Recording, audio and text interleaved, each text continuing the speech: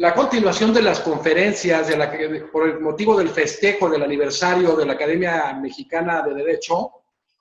Y pues para mí es un gusto recibir a un extraordinario amigo, uno de los grandes juristas uruguayos y latinoamericanos. ¿Qué más?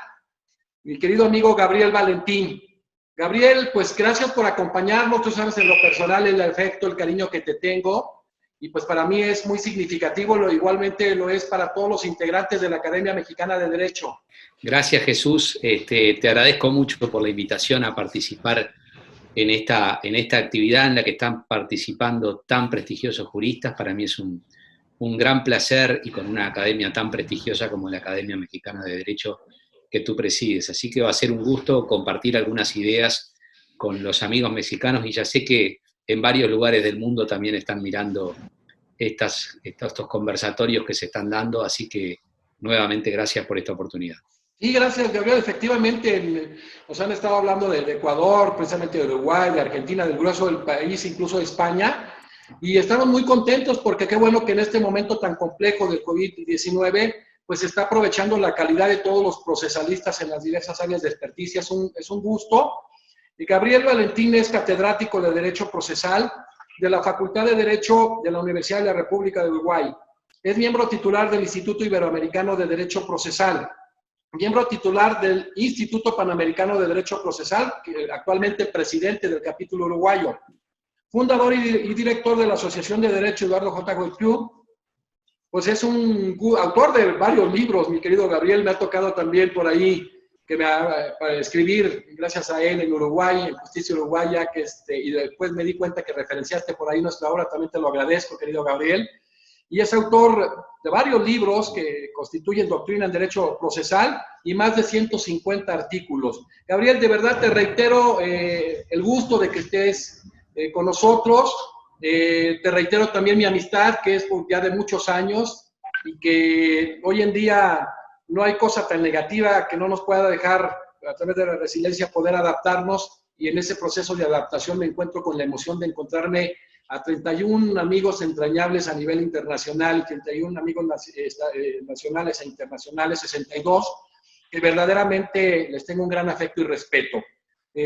Pues entraremos de lleno en los temas porque va a quedar este video muy de alguna manera estimulante y motivante para la generación de cognición jurídica en los diversos países.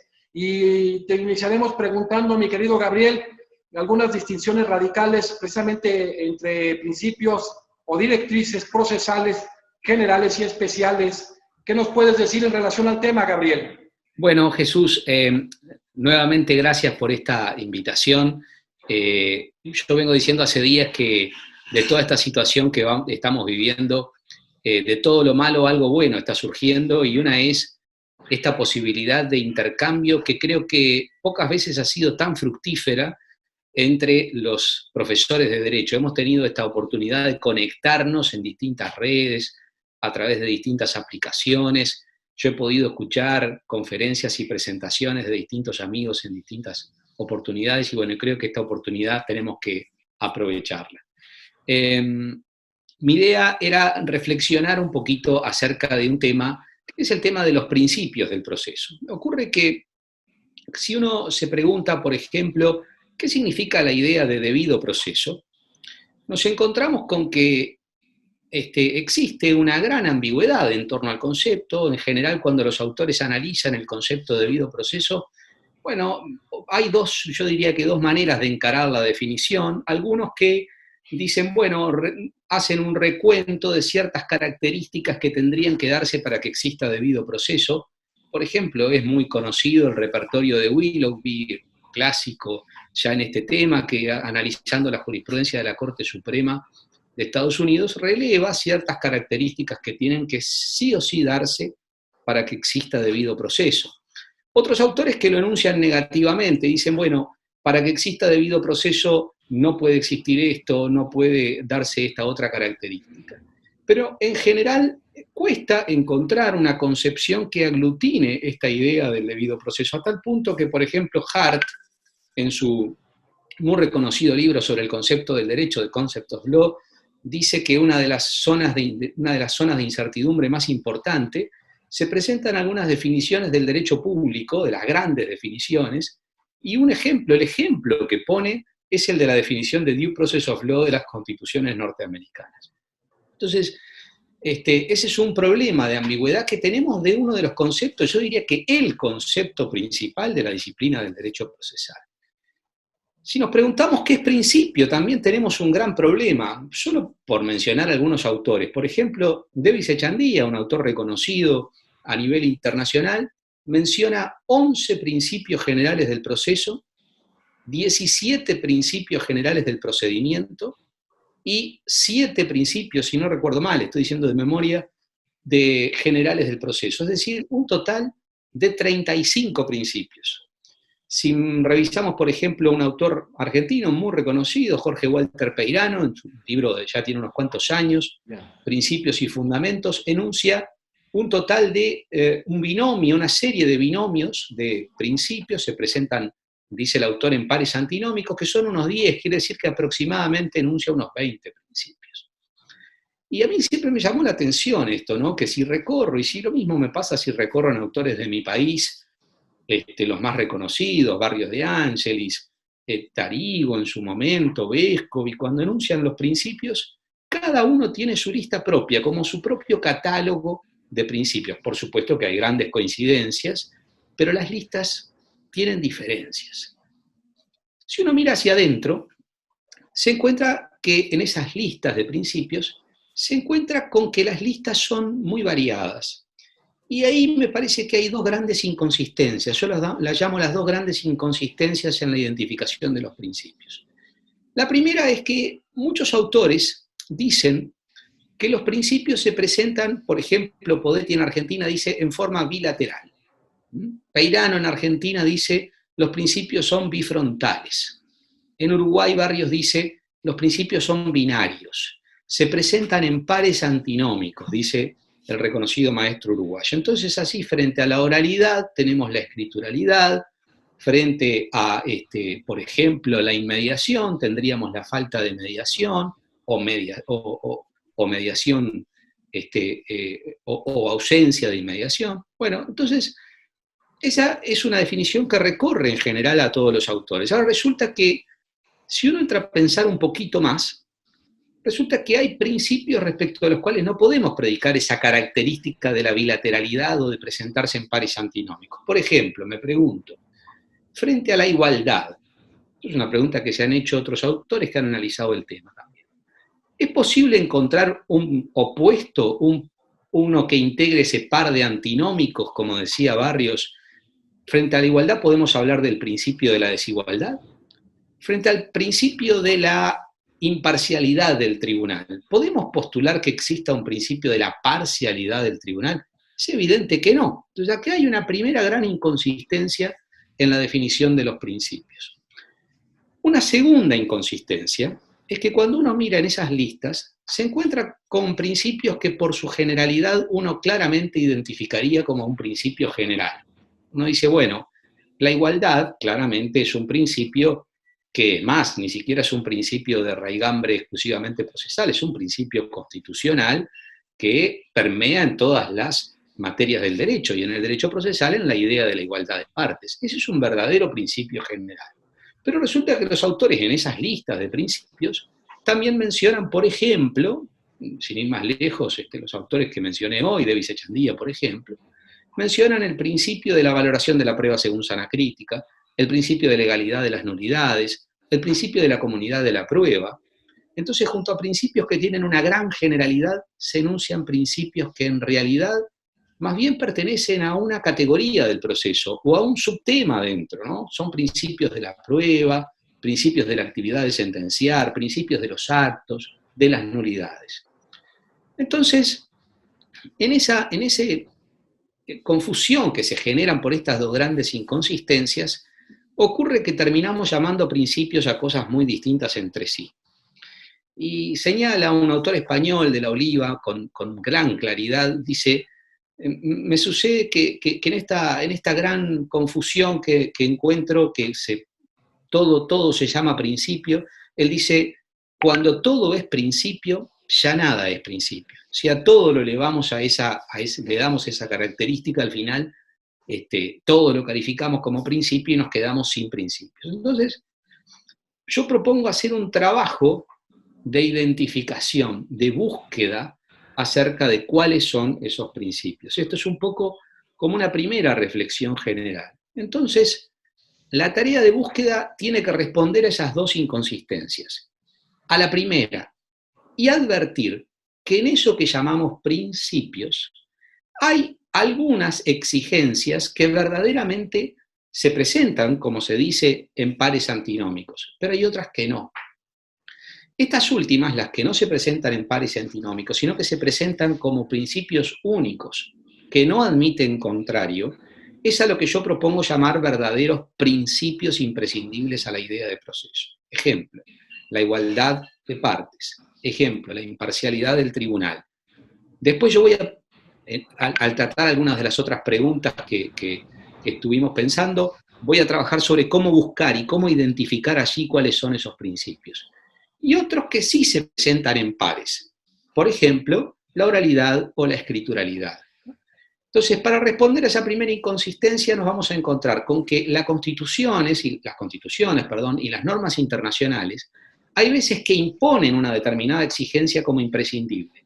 Y ahí al legislador no le queda opción entre implementarla o no. El legislador no puede elegir entre implantar la imparcialidad del tribunal o no, o implantar la igualdad de partes o no. Debe consagrar un proceso con igualdad de partes y con imparcialidad. En todo caso, el margen que tiene el legislador es en el cómo de la reglamentación. Por ejemplo, para reglamentar el principio que asegura el derecho a la defensa, puede el legislador decir, bueno, existen ciertos plazos para ejercer la defensa. Usted tendrá un cierto periodo de tiempo delimitado, hay ciertos requisitos formales, pero siempre tiene que asegurar una mínima oportunidad de defensa. En ese caso, la decisión del legislador no es en cuanto al sí, sino en cuanto al cómo, ¿no? En cambio, en las otras exigencias, en las exigencias que se presentan de forma bifrontal o como pares antinómicos, como decía Barrios, ahí el legislador sí puede elegir cuál prefiere de los dos principios o hacer una combinación de ambos.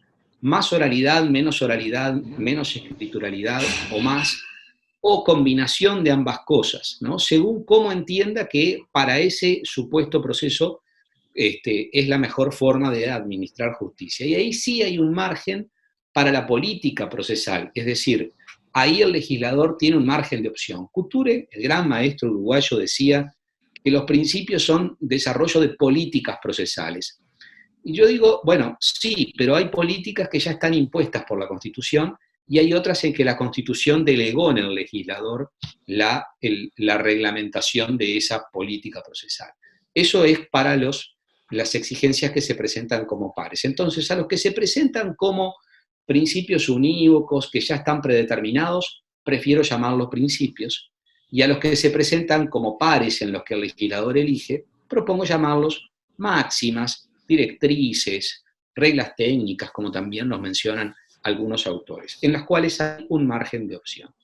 Para atacar la segunda inconsistencia, y con esto termino la respuesta a esta primera pregunta, es decir, aquella inconsistencia en que hay exigencias generales y particulares, propongo ir distinguiendo y identificar aquellas exigencias que son generales, principios y máximas que refieren a la idea de proceso general, la igualdad, la imparcialidad, por ejemplo, y aquellas exigencias que corresponden a un sector, a una categoría o algún tema del proceso. Barrios hablaba en Uruguay de principios regionales, o se puede decir principios especiales o categoriales.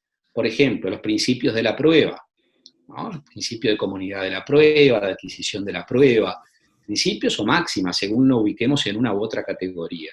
O los principios llamados principios de las nulidades, que también, o, por ejemplo, los principios de la actividad de impugnación, o los principios de la actividad de sentenciar, como el reconocido principio de la congruencia, por ejemplo.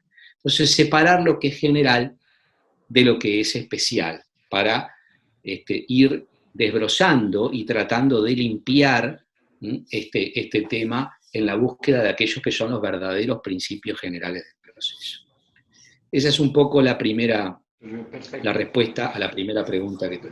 Gabriel, después de todo este desarrollo de un primer punto toral, ¿cómo se identificarían los principios generales del proceso?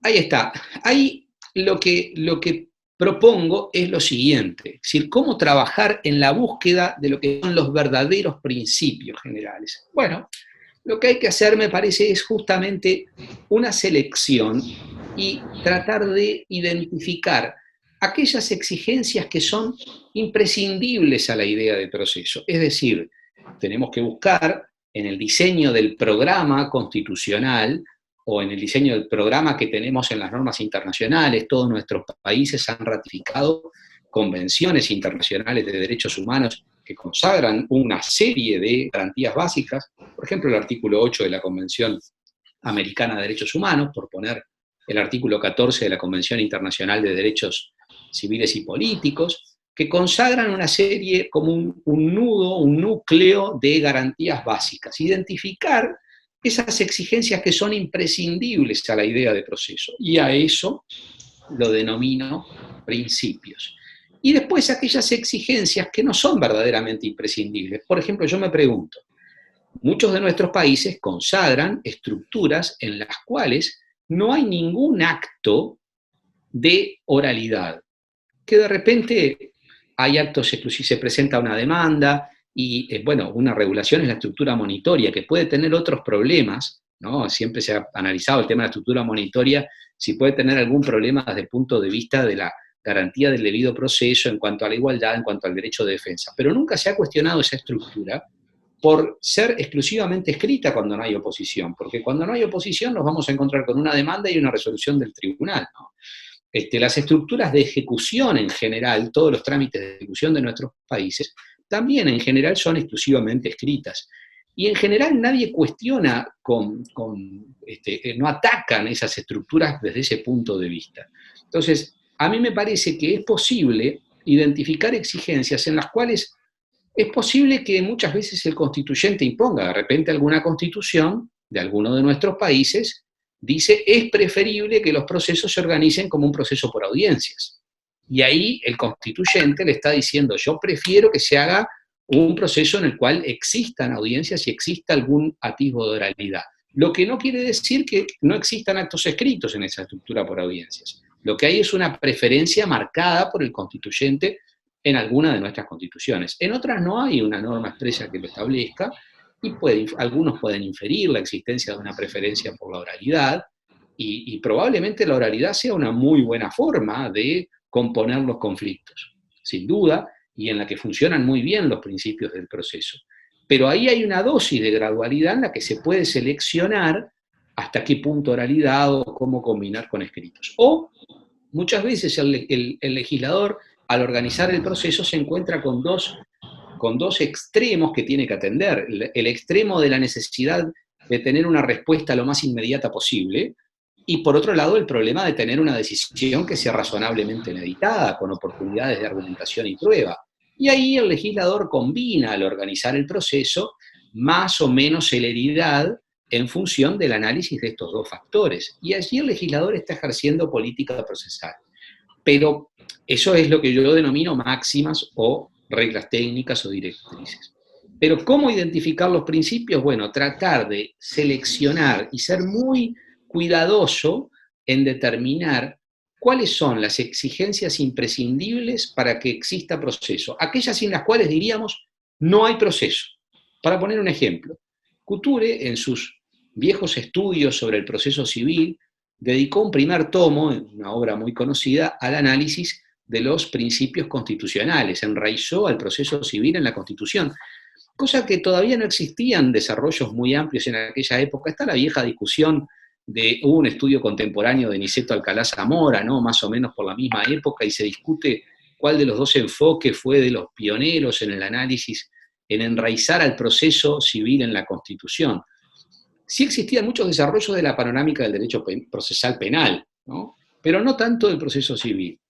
Entonces, en ese estudio de Couture muy importante, él decía, por ejemplo, un proceso que no asegura el derecho a la prueba, la ley que impida el derecho a la prueba, es inconstitucional. uno dice, bueno, esta es una exigencia imprescindible. Yo tengo que tener derecho a aprobar. Si el legislador no asegura el derecho a aprobar, no hay proceso. Si el legislador me impide presentarme al tribunal, no hay proceso. Entonces, la tarea que hay que hacer es identificar esas exigencias que conforman el núcleo duro de la idea de proceso. Esas ideas sin las cuales yo digo, si esto no está, no hay proceso. Entonces, eso es lo que propongo hacer para identificar los principios, que es un poco el tema que me propongo abordar seguidamente. Sí, sí, ese tema, ¿no? De Niceto Alcalá Zamora, cuando estuvo en Argentina, esos estudios que hizo, que incluso donde surge el tema, el concepto de derecho procesal constitucional en el 44. Exacto. Sí, perfecto. Pues gracias, Gabriel. ¿Cómo sería la identificación concreta de los principios, Gabriel? Ahí está. En esa idea de buscar, ¿cuáles son? Yo, por supuesto que esto es una idea en desarrollo. Yo lo vengo pensando esto hace mucho tiempo. Tengo un trabajo que estoy escribiendo sobre principios de hace mucho tiempo, en realidad de hace unos 5 o 6 años, y no son tantas páginas, son unas 60, 70 páginas, pero nunca lo termino de concretar, porque siempre me quedo pensando de nuevo y pensando de nuevo, y no lo logro terminar de cerrar, como muchas veces nos pasa, ¿no? Entonces, en esa búsqueda, yo digo, bueno, empecemos a identificar. Primera exigencia imprescindible, aquella que en general no se menciona como principio. Algunos autores sí lo mencionan, por ejemplo, los autores brasileños muy comúnmente lo mencionan porque tienen una disposición constitucional muy importante en la Constitución del 98. Pero en general, la doctrina procesalista hispanoamericana no menciona esto como un principio así separado, y yo creo que es el primer principio, que es el principio que asegura a todos el derecho a presentarnos ante un tribunal, a plantear una pretensión concreta o a ejercer la defensa. Es decir, el principio que, bueno, yo lo llamo el de la universalidad del acceso al proceso jurisdiccional. El derecho a presentarme ante un tribunal a plantear una pretensión o a plantear la defensa frente a una pretensión propuesta. Eso que está en algunas constituciones, por ejemplo, la Constitución italiana tiene una norma, la Constitución española también. La Constitución italiana habla del derecho de accionar en la defensa de los derechos e intereses legítimos propios. La Constitución española del 78 tiene una disposición parecida, la Constitución brasileña también. Esto está en general en las constituciones. Es esa idea de que yo tengo que tener el derecho a presentarme siempre a plantear una pretensión. Es universalidad en sentido subjetivo, todos tenemos ese derecho, todas las personas tienen ese derecho a presentarse ante un tribunal, y universalidad en sentido objetivo, a plantear cualquier pretensión o defensa. Ese es el alcance universal de que yo diría este es un principio imprescindible. Si no hay derecho a presentarme a un tribunal, no hay proceso. Esto es como la garantía primera, diría yo. Segundo principio, que parece que es imprescindible a la idea de proceso, sin el cual uno puede decir, bueno, no hay proceso, es el derecho a ejercer la defensa, justamente. Es decir, que ojo, no hay que confundirlo la defensa en el sentido de exclusivamente mirado desde la óptica del demandado. Es que ambas partes puedan ejercer la defensa de sus respectivas posiciones. El actor, el derecho a alegar, el derecho a probar, el derecho a impugnar. El demandado, el derecho a ejercer o poner sus excepciones frente a las alegaciones del actor, el derecho a probar también y su propio también derecho a impugnar las resoluciones del tribunal. Esto conforma una idea básica que algunos lo llaman el principio de la defensa, el principio del contradictorio, lo denominan algunos, y que también está en todas nuestras constituciones. En Argentina, la Constitución argentina del 94 y la Constitución anterior del siglo XIX no tiene una disposición expresa que consagre lo que llamamos el debido proceso. Es decir, no tiene una norma que diga, está garantizada la idea del debido proceso. Hay ahí alguna explicación de por qué se dice que el constituyente se enfrentó a las disposiciones de las constituciones norteamericanas que hablaban del due process of law, entonces no sabía muy bien cómo traducirlo. Esa es una de las versiones que se comenta entre los constitucionalistas argentinos. Entonces se planteaba cómo asegurarlo, y se les ocurrió poner una disposición muy interesante dijeron, bueno, así como se dice que, por ejemplo, el domicilio es inviolable, la correspondencia es inviolable, el derecho o la garantía de la defensa en juicio es inviolable. Y eso es lo que dice la Constitución argentina. El derecho a defenderse, el derecho a ejercer el contradictorio. Un procesalista italiano muy reconocido, que es Crisanto Mandrioli, que a mí me parece un autor muy profundo, que tiene una obra de derecho procesal civil que tiene muchísimas ediciones, dice: el principio del contradictorio está en las bases culturales, antropológicas del ser humano, y es un principio cardinal de la idea de proceso. Es un principio, bueno, de la Oliva también en España, dice, es un principio que uno puede decir forma parte del núcleo central de la idea de proceso, ¿no? Entonces, por eso, con razón, decía Couture, la ley que no asegura el derecho a la prueba es inconstitucional, porque no permite el ejercicio de esta segunda garantía, este segundo principio, perdón, que sería el principio de la defensa o del contradictorio según los distintos autores. Una tercera exigencia imprescindible es que las partes, a lo largo del proceso, tienen el derecho a ser tratadas igualitariamente. Esto es lo que se llama el principio de la igualdad procesal, ¿no? Que, bueno, los procesalistas penalistas lo llaman la igualdad de armas en el proceso. Bueno, esta idea, que también se dice, es por supuesto una derivación de nuestros principios constitucionales de igualdad. Hay constituciones que, como tú sabes, además del principio de igualdad general, consagran el de la igualdad de partes o igualdad procesal. Las normas internacionales, por supuesto, que consagran esta garantía básica también, y en general todos los códigos en su elenco de principios lo incluyen. Es una garantía fundamental. Que, bueno, los autores también distinguen acá, y se distingue por algunos trasladando la definición o las distinciones que se hacen en el derecho constitucional entre principio de igualdad material y formal. Se distingue entre la igualdad procesal formal y material. La igualdad procesal formal es decir, bueno, las dos partes tienen que tener, si una tiene una oportunidad para alegar, la otra tiene que tener una oportunidad para contradecirlo. Si una tiene la posibilidad de impugnar, la otra tiene que tener la posibilidad de contestar la impugnación. Si una tiene la posibilidad de proponer prueba, la otra también tiene que tenerla, y de proponer prueba en contra de la propuesta por el primero. Y esas son aplicaciones de la igualdad en sentido formal. Una oportunidad para uno, tiene que haber otra oportunidad para el otro. Esta idea es una idea básica.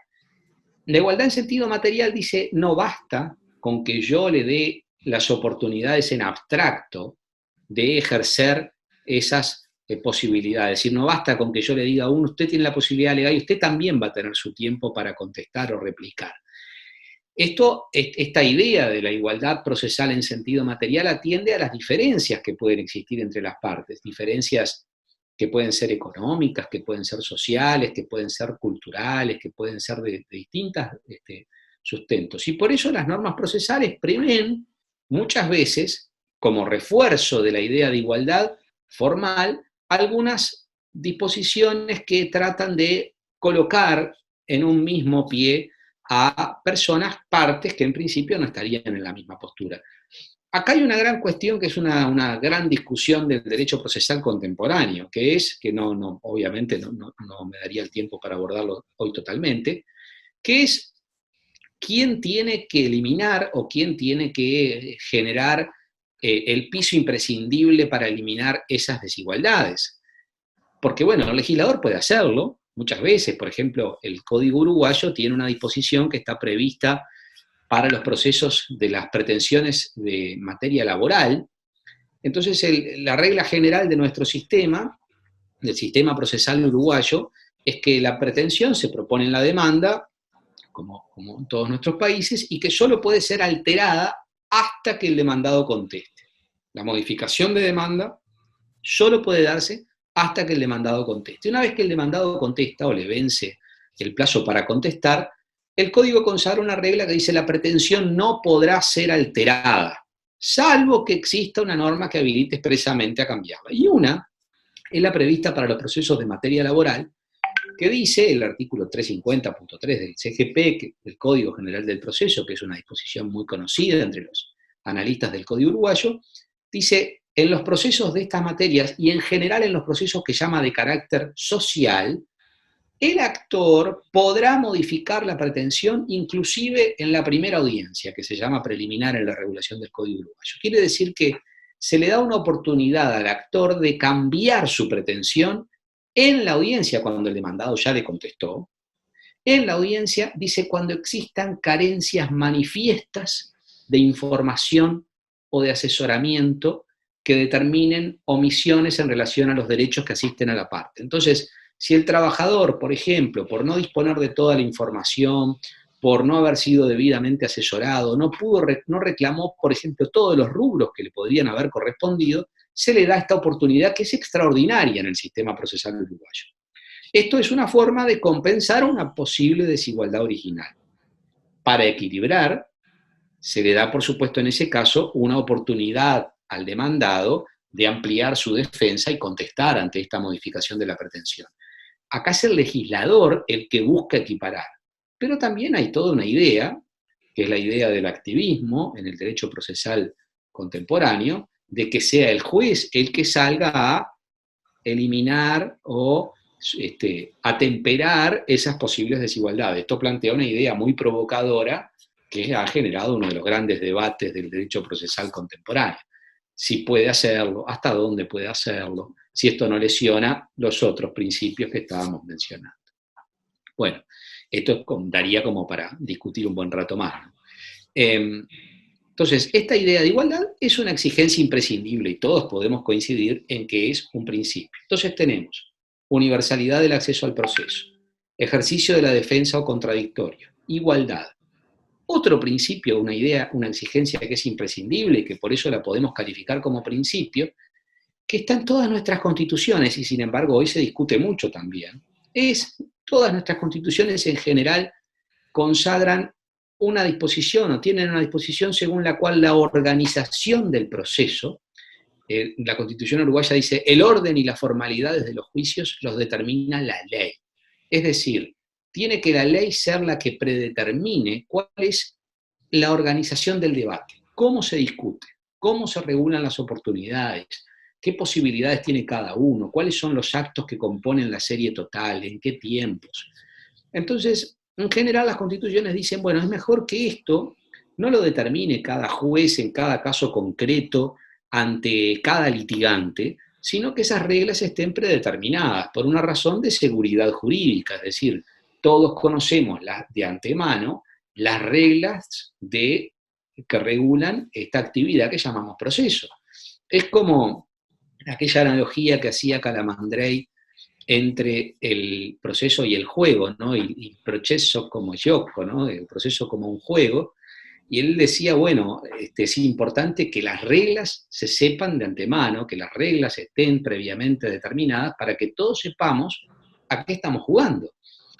Mayer, un distinguido procesalista penalista argentino, también habla de esta idea y dice, imaginemos un juego sin reglas. Un juego, por ejemplo, imaginemos un deporte de pelota en el cual no sepamos de antemano cómo se juega, si con el pie, con la mano, con la cabeza, cómo se le pega la pelota. Si está permitido tomarla con la mano o no está permitido. ¿Cuál es la idea del juego? Si hay que avanzar o retroceder. ¿Cómo se anota el tanto? Bueno, todo esto, si las reglas no están preestablecidas, imaginemos a 22 jugadores en el campo de juego no sabiendo qué hacer. Si corren para atrás, para ver si juegan para atrás como en el rugby, si juegan para adelante como en el fútbol, si se anota de tal o cual manera. Entonces, reglas predeterminadas también parecería que es una exigencia imprescindible. Reglas que estén definidas de antemano.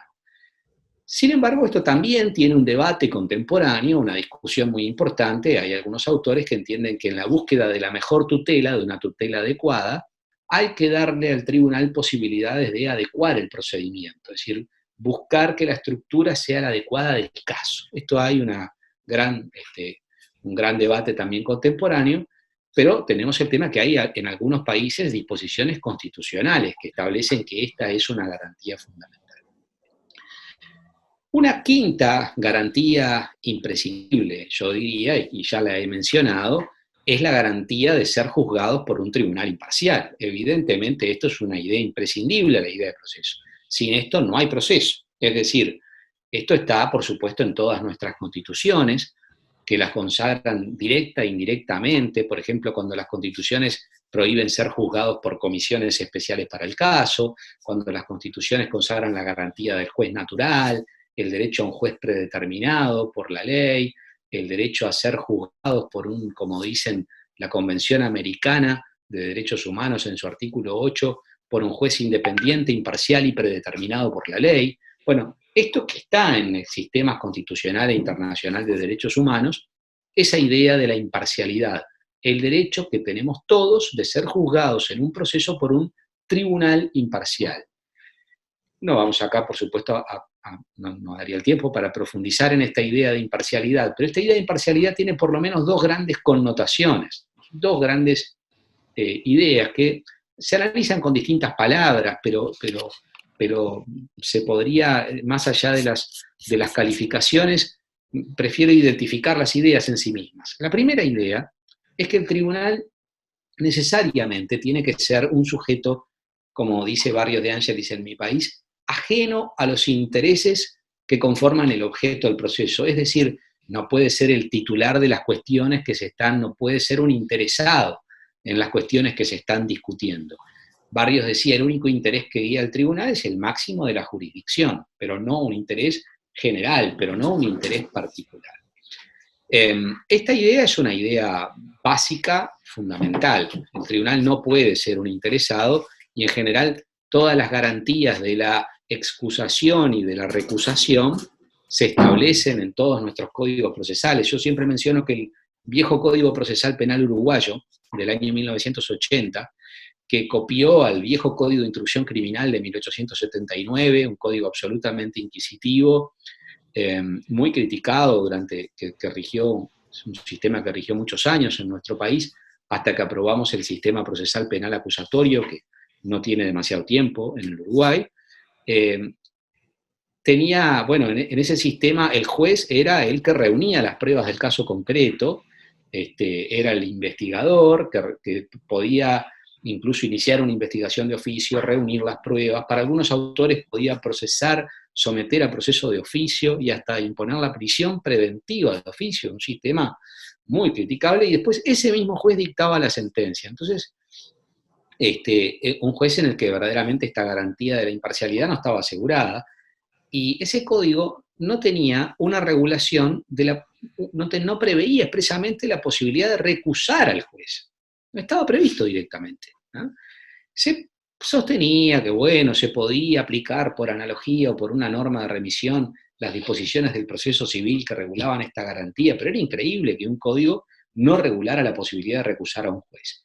Bueno, esta es una idea primera de la imparcialidad. La segunda idea básica, muy importante, es que el juez debe juzgar atendiendo exclusivamente a las alegaciones, a los argumentos, a las pruebas, y no a las instrucciones, a las presiones que pueda recibir externas, es decir, no puede estar sometido a instrucciones de otro tribunal, no puede estar sometido, por supuesto, a instrucciones de una parte, ni tampoco a presiones o instrucciones directas o indirectas. Esto en general se identifica también con la garantía de la independencia. Hasta el más modesto juez de un pequeño distrito, un pequeño un juez de paz rural, ejerce la jurisdicción, ejerce su función jurisdiccional en toda su plenitud cuando juzga un caso concreto. Y esta es la garantía básica de la independencia. Esto también, por supuesto que esta idea de la independencia se puede analizar desde distintas ópticas, la independencia del juez concreto o del sistema en su totalidad, pero no nos daría el tiempo para profundizar en esto ahora. Entonces, allí ya tenemos identificados, fijémonos, universalidad del acceso, derecho a la defensa, igualdad de partes, imparcialidad, predeterminación del orden y la forma del procedimiento, imparcialidad. Ya tenemos 6 identificados. A mi juicio el total es de 8. ¿Cuáles son los otros 2? Bueno, creo que aunque las constituciones no lo hayan desarrollado muy ampliamente, se puede decir razonablemente que hay un principio de raigambre constitucional que es el de la buena fe. Eso es claro, está en todos nuestros sistemas, en algunos más explícitos, en otros implícito, como una garantía básica. Bueno, como derivación de ese principio general es evidente que las partes deben litigar con una buena fe, con una lealtad imprescindible para que exista un debate o un juego para seguir con la idea de Calamandrei leal. Por supuesto que esto no puede significar que se cercene la posibilidad de la defensa, y ahí hay que hacer una regulación del principio de igualdad, de la buena fe, que no implique una lesión al derecho de defensa. Acá también se han generado muchos debates acerca de hasta dónde se llega con esto, porque, bueno, hay una postura en el derecho procesal contemporáneo de consagrar lo que se llama el deber de colaborar de las partes, según el cual las partes deben colaborar con el tribunal en la realización. Algunos pretenden consagrarlo como un deber de colaborar en la realización de todos los actos, ¿no? O el deber de colaborar en funciones específicas, por ejemplo, el deber de colaborar con el tribunal en el aporte de los medios de prueba, ¿no? Bueno, una consagración de ese alcance del deber de colaborar, a mi juicio, lesionaría la idea de proceso, claramente. Es decir, no se puede consagrar un deber de la parte de aportar prueba. Hay un ejemplo que pone el profesor Aval en mi país que es muy claro esta idea. Si, por ejemplo, ocurre, supongamos, un accidente de tránsito en el cual, bueno, puede haber un hecho ilícito generador de responsabilidad por daños. Y quien pretende reclamar en ese juicio sabe que hay 5 testigos que puede proponer que tomó los datos en el momento del accidente para proponerlos como testigos. Bueno, intercambia con ellos a ver qué recuerdan del hecho y resulta que hay 4 que lo recuerdan claramente como él cree que ocurrió. Él cree que él fue la víctima, que no cometió ninguna imprudencia y que el hecho ilícito fue de la otra parte y que actuó la otra parte con negligencia y que fue la causante del daño. Pero hay un testigo que le entrevistó que no es porque esté mintiendo, sino porque tiene su propia percepción del caso, tiene una versión distinta, pero él está convencido que su versión es la correcta. ¿Tiene el deber esa parte de proponer ese testigo que a su juicio consagra una versión incorrecta acerca del relato de los hechos que él propone? Bueno, a mí me parece que no, que él en ejercicio de su defensa puede proponer los testigos que de buena fe cree que aportan la versión que corresponde a sus alegaciones. Esa es una combinación, me parece adecuada, de la buena fe y del ejercicio del derecho a la defensa. Y un octavo principio para terminar, que sería lo que se engloba bajo una idea que también tiene el problema de ser una bolsa residual de conceptos, que es la idea de la tutela jurisdiccional efectiva. Bajo esta idea de la tutela jurisdiccional efectiva también tendemos a proponer a incluir de todo adentro. A mí me parece que la tutela jurisdiccional lo que debe garantizar básicamente es, primero, el derecho a tener una respuesta del tribunal a la pretensión planteada. Tenemos todos que tener derecho a tener una respuesta tempestiva, es decir, una respuesta en un tiempo razonable. Esto es el derecho a ser juzgado, como dice la Convención Americana, en un tiempo razonable. Y además de una respuesta y tener una respuesta tempestiva, tiene que ser una respuesta idónea, es decir, una respuesta que realmente dé solución al problema planteado, sea en un sentido o en otro, pero que dé una respuesta idónea. Y finalmente, que esa respuesta tempestiva e idónea, pueda realizarse posteriormente cuando necesita de actos posteriores para su realización, que es el gran debe en muchos de nuestros países, que consagran un proceso muy bueno para obtener una sentencia en tiempo razonable y después, cuando llega el momento de llevarla a la práctica, de hacer que la realidad coincida con lo que la sentencia dispone, el tiempo razonable se pierde absolutamente porque nuestras leyes muchas veces han estado en mora de reglamentar adecuadamente esta garantía. Creo que si estas 8 exigencias se reúnen, estamos ante un proceso que respeta los principios. Y la idea que llamamos de debido proceso, y con esto concluyo esta parte, es justamente el proceso que respeta estos principios.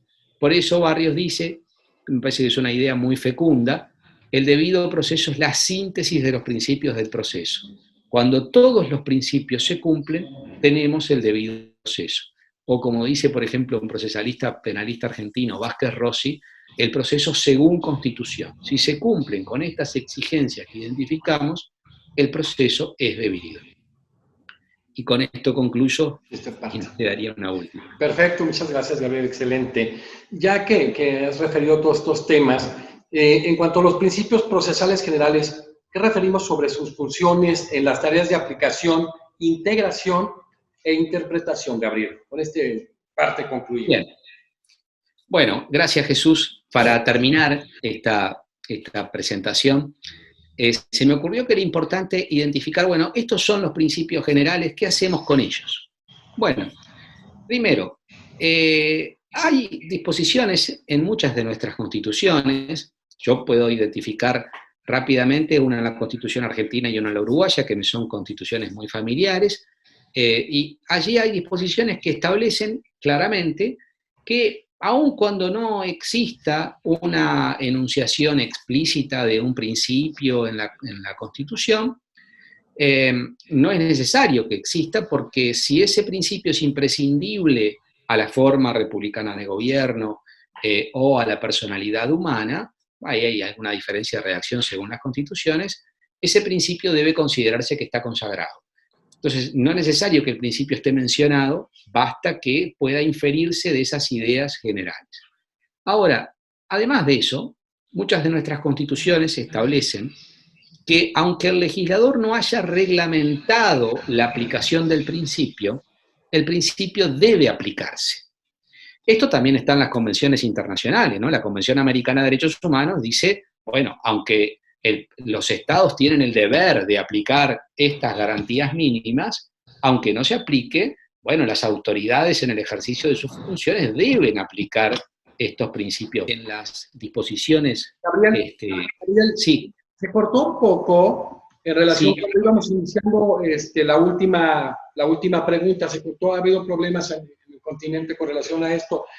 Vamos a retomar la pregunta número 4 en relación a los principios procesales, sí, sus funciones en las tareas de aplicación, integración e interpretación. ¿Te parece? Perfecto, perfecto.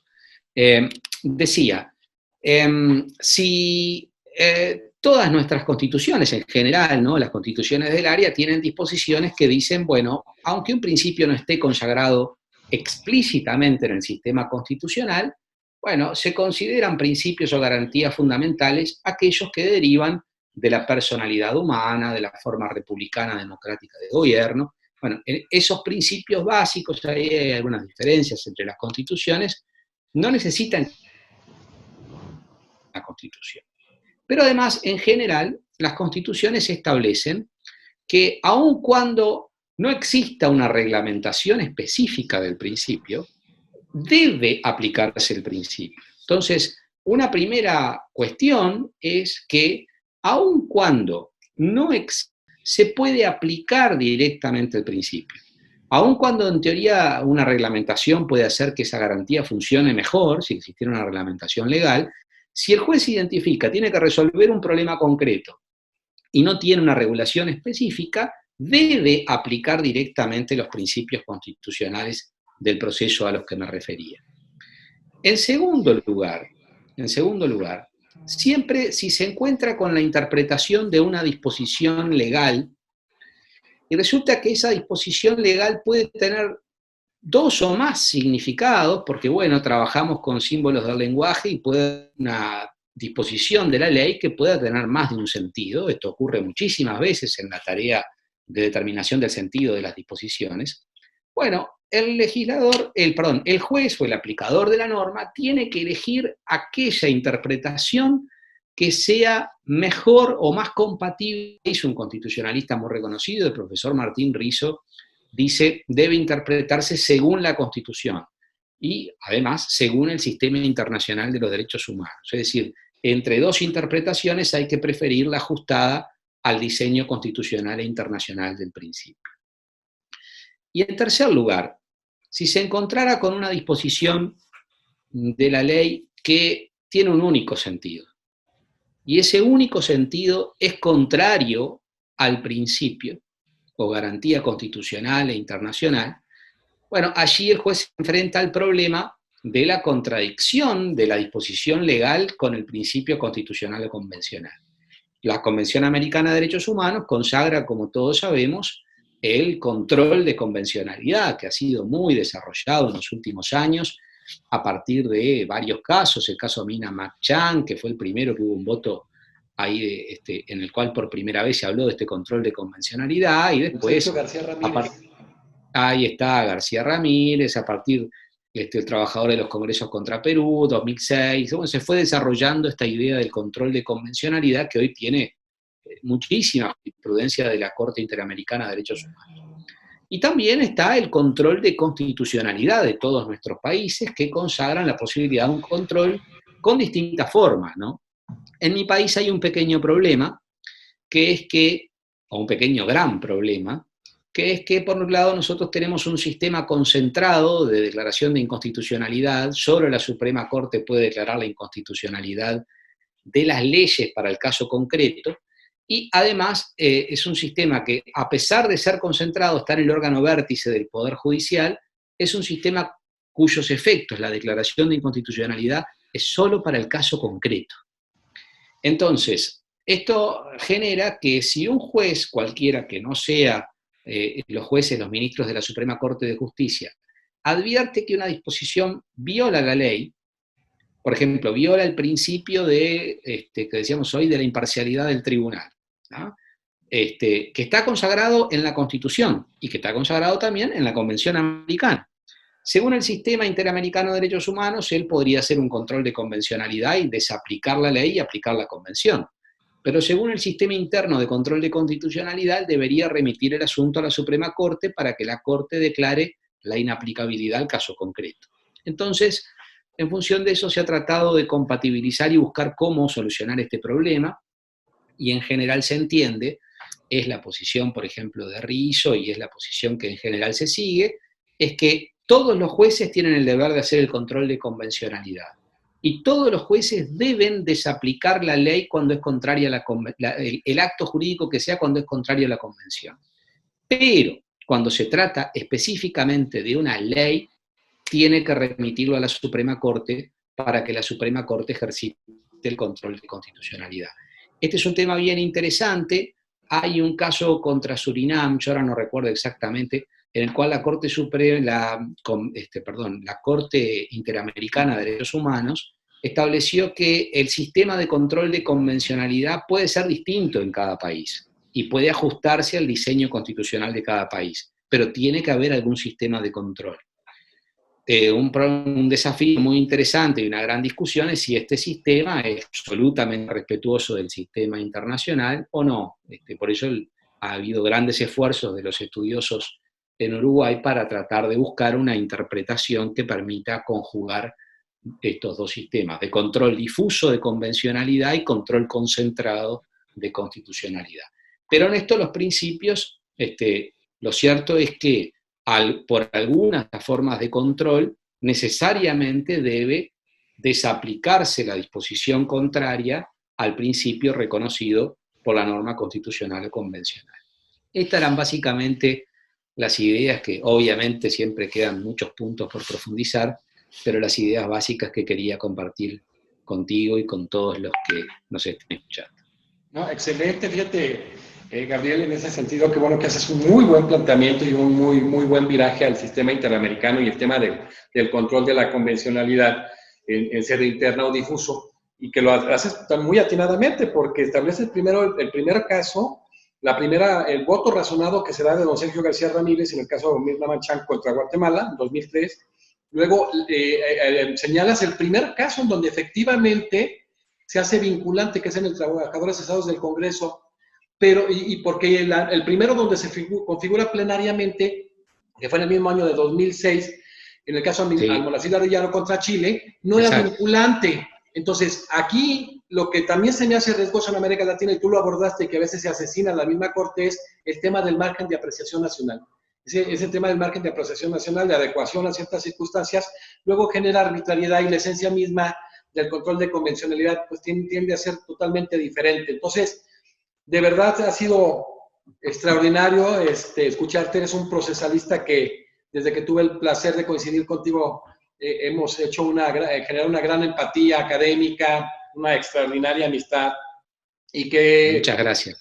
Hemos participado en algunos procesos, en algunas actividades hemos hecho pues algunos artículos conjuntos, eso me da mucho orgullo, te digo, del respeto que te tengo, y que hoy, mi querido Gabriel Valentín, dentro de las cosas tan tristes que se dan, tan negativas de una pandemia, de un caso de esta naturaleza tan terrible, pues este tipo de cuestiones de resiliencia, el poderse adaptarse, nos ha generado este tipo de comunicación que increíblemente no la aprovechábamos, ¿no?